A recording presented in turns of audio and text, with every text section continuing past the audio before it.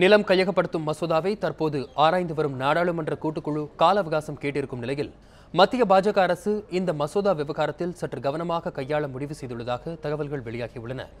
வரும் நாடாளுமன்ற கூட்டத்தொடரில் எப்படியாவது இந்த மசோதாவை தாக்கல் செய்து நிறைவேற்ற வேண்டும் என்று வெளிப்படையாக பேசிய பாஜகவின் மூத்த தலைவர்கள் தற்போது இந்த மசோதாவை அவசர அவசரமாக தாக்கல் செய்தால் அது கட்சிக்கும் ஆட்சிக்கும் பாதகமாகவே அமையும் என்று நினைக்கின்றனர். நாடாளுமன்றத்தின் கூட்ட அமர்வை கூட்டி இந்த மசோதாவை நிறைவேற்றுவோம் என்று ஏற்கனவே பகிரங்கமாக கூறிய நிதியமைச்சர் திரு அருண்ஜேட்லி தற்போது இந்த விவகாரம் பற்றி எதுவும் பேச மறுத்து வருகிறார்.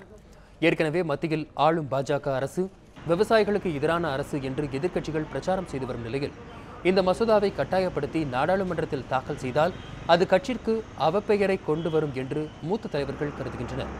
அது மட்டுமல்லாமல் வரும் நவம்பர் மாதம் நடைபெறும் பீகார் சட்டமன்ற தேர்தலில் இந்த விவகாரம் பூதாகரமாக வெடிக்கும் என்பதால் இந்த மசோதா விவகாரத்தில் மத்திய அரசு சற்று கவனமாகவே கையாளும் என்று கருதப்படுகிறது.